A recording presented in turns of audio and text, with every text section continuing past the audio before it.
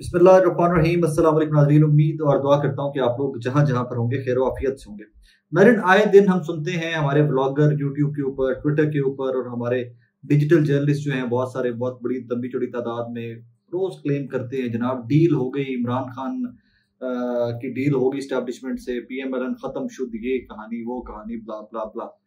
लेकिन ground reality जिससे entirely मुख्तलिफ दिखाई देती है। आज की दो तीन स्टोरीज हैं, मैं सिर्फ वो आपके सामने रिपोर्ट करता हूँ और आप उसके बाद खुद से अंदाजा लगा लीजिएगा कि क्या कोई डील हो गई है, ढील हो रही है या हालात मजीद टाइट होने जा रहे हैं। मैं आपके सामने सिर्फ चंद वाकयात आज की सिर्फ पॉलिटिकल डेवलपमेंट्स रखने लगा हूं और उसके बाद आप लोग खुद से अंदाजा कीजिएगा कि चीजें किस तरफ जा रही हैं। सबसे पहले पाकिस्तान तहरीक इंसाफ की असीर खवातीन में बहुत थोड़े पार्लियामेंटेरियन थे।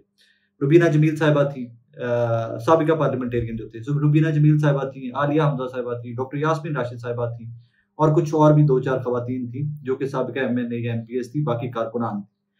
सबके सब रिलीज हो चुके हैं जमानतों के ऊपर, लेकिन डॉक्टर यास्मीन राशिद बीमार है, अस्पताल के अंदर है। आलिया हमजा की जमानतें बार बार होती रही हैं और बाहर आने वाली कहानी कोई नहीं थी। आज फाइनली गुजरावाला वाला पर्चा या एफआईआर जिसमें सनम जावेद साहिबा की जमानत हो गई थी, उसी में आज जनाब पेश हुए हैं परवेज मलिक साहब और आलिया हमजा साहिबा की जमानत वहां से मंजूर हो गई है। अब एज ऑफ नाउ जब मैं आपसे मुखातिब हूं, आलिया हमजा किसी और पर्चे में, किसी और एफआईआर में वांटेड नहीं है, लेकिन एट द सेम टाइम ये क्रेडिट तो जाता है मारिया बलोच साहिबा का और परवेज मलिक साहब का, जिन्होंने बेतहाशा केसेस किए हैं 9th में के, बेतहाशा लोगों को जमानतें मिली हैं। लेकिन ये लोग शायद डिजिटली इतने एक्टिव नहीं थे या ये लाइमलाइट में आना बहुत ज्यादा पसंद नहीं करते थे, ये अपने सर नीचे करके काम लगे रहे हैं। और मेरी इत्तला ये है, जिन लोगों से मैं मिलता रहा 9th में के, सैकड़ों की तादाद में बेल्स हैं जो इन्होंने करवाई हैं परवेज मलिक साहब ने। आज ये फिर क्रेडिट है परवेज मलिक साहब का कि आलिया हमजा साहिबा की इतने लंबे चौड़े टाइम के बाद भी बेल परवेज मलिक साहब ने करवाई।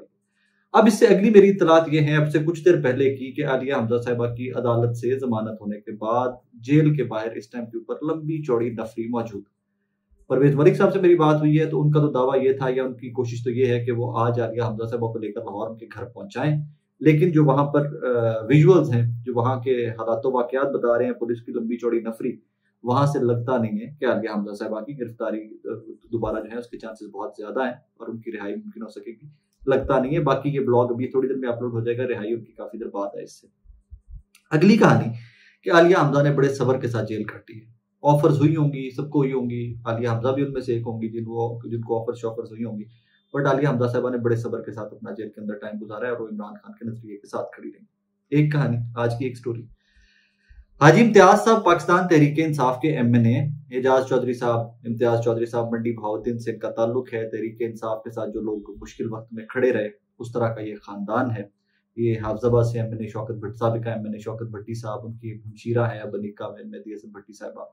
ये 5-7 जो इस एरिया के, गुजरात के हाफजाबाद, फैसलाबाद, ये इस एरिया के एमएनए का एक ग्रुप हुआ करता था।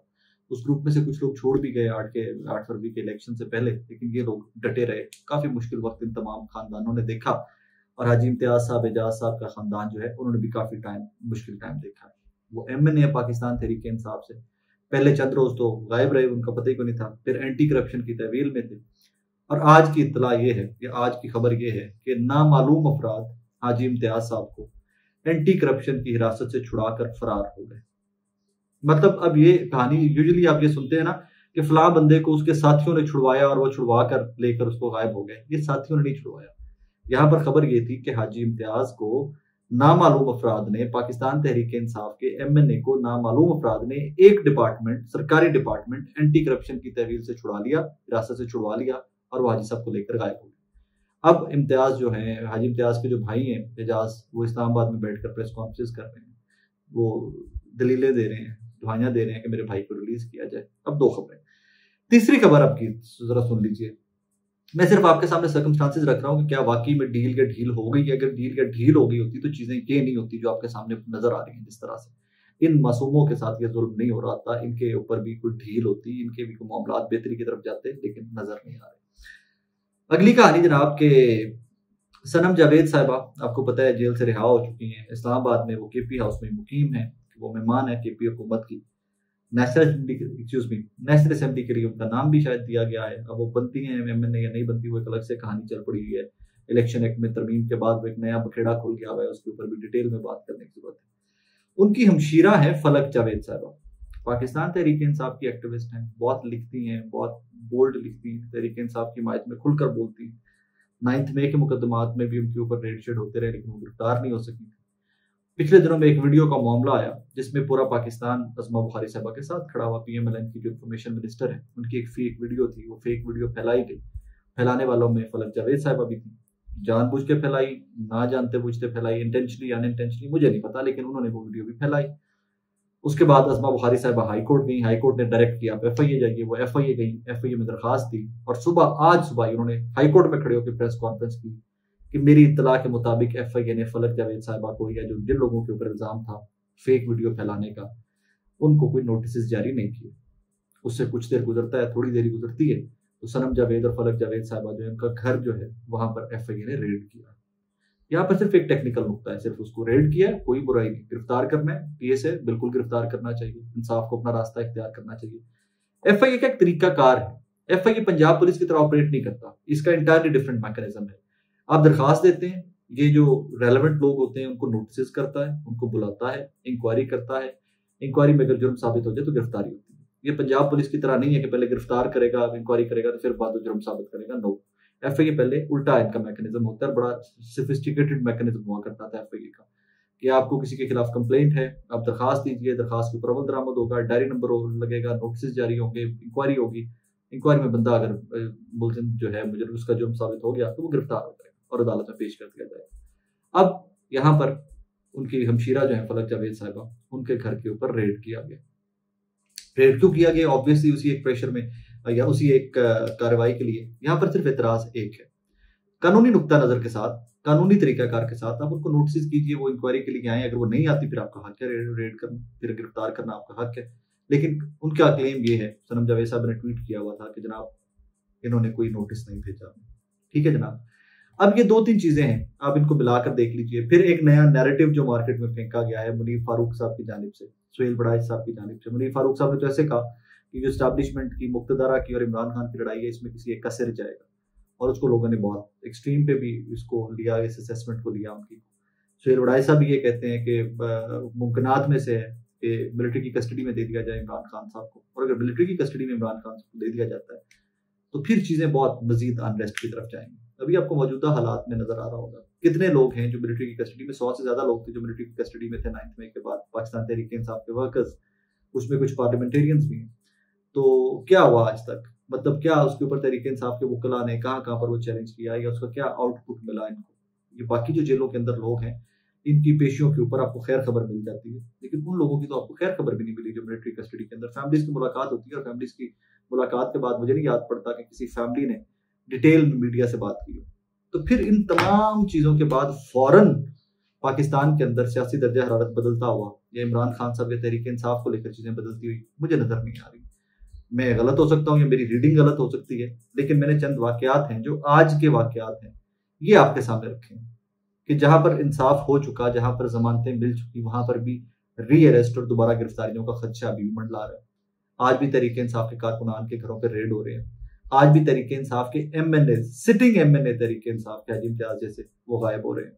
मतलब यहाँ पर कोई मेरे जैसा, आप जैसा कोई आम शख्स गायब हो जाए ना तो चले ठीक है जी कि गायब हो गया है, हाईकोर्ट में रिट कर देंगे। यार आपकी नेशनल असेंबली का मेंबर है, आपका लेजिस्लेटर है, आपका MNA गायब, और ये MNA क्यों गायब हुआ है इसके ऊपर उमर अयूब साहब, शेख वकास अकरम साहब डिटेल में बार बार बात करते हैं मीडिया के ऊपर कि जनाब हमारे MNAs को जो फॉर्म, वो जो बाकी बचे हुए ना MNAs 41 जिनको तहरीक इंसाफ में शमूलियत का कहा था सुप्रीम कोर्ट की जानिब से कि अगर आप शामिल होना चाहते हो तो आप शामिल हो जाए एवरीथिंग, तो उसके बाद बहुत सारा प्रेशर है MNAs के ऊपर। लेकिन वो फिर सवाल वही कि ये 39 MNAs में से हैं कि हाजी इम्तियाज साहब के 41 MNAs में से। सवाल यहाँ पर ये है कि हालात किस हद तक नॉर्मल हुए। टॉप से जब नाजरीन सियासी मामलात को देखते हुए 10-15 साल तो जर्नलिज्म के अंदर हो गए, जब टॉप से मामलात बदलते हैं ना तो आपको नीचे तक आपको उसका असर उसी टाइम नजर आता है। अभी मुझे वो असर नजर नहीं आ रहा। हो सकता है कुछ चीजें बैक एंड पे चल रही हों, लेकिन इम्प्लीमेंटेशन उनकी होती अभी तक मुझे नजर नहीं आ रही। और उसकी चंद मिसालें मैंने सिर्फ आपको आज के दिन से दी, वरना इस तरह की मिसालें मैं आपको 101 दे सकता हूँ। पिछले 6 महीने 8 महीने की मैं आपको 101 मिसालें आपके सामने रख सकता हूँ, और फिर मैं आपसे पूछूं कि क्या हालात वाक़यात बदल रहे हैं। यहाँ पर मुद्दा सिर्फ एक है, आइन पर अमल दरामद होना चाहिए, कानून पर अमल दरामद होना चाहिए। कोई मुल्जिम है, उसका जुर्म साबित होता है, वो मुजरिम बन जाता है, उसको सजाएं दीजिए, हमें कोई एतराज नहीं है। यूं धक्का मत करो, वो पंजाबी कहते हैं ना, धक्का ना करो, टिल ना बहाओ, सोटियां ना बंदे अंदर करो, दैट इज नॉट राइट। ये इंसानी हकूक की खिलाफ वर्जियां हैं, ये आइन पाकिस्तान की खिलाफ वर्जियां हैं, ये कानून की धज्जियां उड़ाने के मुतरादिफ है। और अगर यही मामला इस तरह चलाए जा रहे हैं, इस तरह चलते नजर आ रहे हैं अभी तक, तो फिर पता नहीं आप कैसे कहते हैं कि डील भी होगी, डील भी होगी। इमरान खान साहब हवा में टेस्टर जरूर छोड़ते हैं, वो एक अपना ओपिनियन जरूर देते हैं कि ये हो जाए, लेकिन वैसा होने का वो जो पत्ता फेंकते हैं उसके असरात बहुत मुख्तलिफ होते हैं। कि अगर एस्टैब्लिशमेंट उनके साथ नहीं बैठती तो एक चीज साबित हो गई कि जनाब देखिए, मैं तो मुफाहमत चाहता था, मैं तो चाहता था मुल्क के लिए कि आगे चले, लेकिन एस्टैब्लिशमेंट मेरे साथ नहीं बैठी। एस्टैब्लिशमेंट बैठ जाती है तो जो एक सारे सियासतदान इल्जाम लगाते हैं एस्टैब्लिशमेंट के ऊपर कि ये सियासत में अमल दरामद इनका, ये अमल दखल करते हैं सियासत में, तो वो इल्जाम साबित हो गया। सो इमरान खान साहब का पत्ता बहुत ट्रिकी पत्ता होता है, वो आपको और मुझे यूं एट वंस समझ नहीं आ जाता कि व्हाट इज अप टू। और फिर नंबर 3 में पहले दिन का एक चीज कहता आ रहा हूं कि इमरान खान साहब अगर मौजूदा हुकूमत के साथ बैठ जाते हैं मुज़ाकरात के लिए, तो पाकिस्तान तहरीक इंसाफ मौजूदा सेटअप को लेजिटिमेसी बख्श देगा। वो मान लेगा कि ये ठीक सेटअप है, ये इलेक्टेड लोग हैं, और वो वही तो मानते नहीं है। वो कहते हैं कि यार मैंडेट चोर, इन्होंने हमारा मैंडेट चुराया हुआ है, हम इनके साथ क्यों बैठे। इसमें सिर्फ एक बारीक सा नुकता है, पहले दिन का पता है मुझे, पहले दिन का बात करता आ रहा हूँ कि द डे इमरान खान साहब अग्रीज के मैं इनके साथ बैठने को तैयार हूँ, तहरीक इंसाफ मौजूदा हुकूमत के साथ मुज़ाकरात करने को तैयार है, आपने तहरीक इंसाफ ने मौजूदा हुकूमत की लेजिटिमेसी मान, आपने कह लिया जी ठीक है, ये इक़्तिदार जो इनके पास है, ये इलेक्शन से इलेक्ट होकर वोट लेकर आई हुकूमत है, हम इनको मानते हैं हुकूमत। और ये तहरीक इंसाफ और इमरान खान साहब किसी कीमत मानने को रेडी नहीं, क्योंकि उनके 3 मुतालबात देख लीजिए ना आप, तो उसके बाद आपको नजर आता है कि हालात वाक़यात नॉर्मलाइज होंगे। तीनों मुतालबात बहुत बड़े हैं। चुराया हुआ मैंडेट वापस किया जाए, इलेक्शन हमारे 9 मई के बाद के जितने मुल्जिमान हैं, जो गिरफ्तार लोग हैं, उनको रिहा किया जाए। तीसरा सबसे बड़ा, फ्रेश इलेक्शन करवाया जाए। तो इसके बाद मुझे नहीं समझ आती कि और आप किस तरह कहते हैं कि डील लेट गए, इज नॉट। वो जहाँ पे अड़ा हुआ था बंदा इमरान खान साहब, जहाँ पे खड़े हुए थे पहले दिन के, वो आज भी वहां के वहां खड़े हुए और हालात वाक़यात की बताते हैं। अपना ख्याल रखिएगा, दुआ में याद रखिएगा। अल्लाह हाफ़िज़।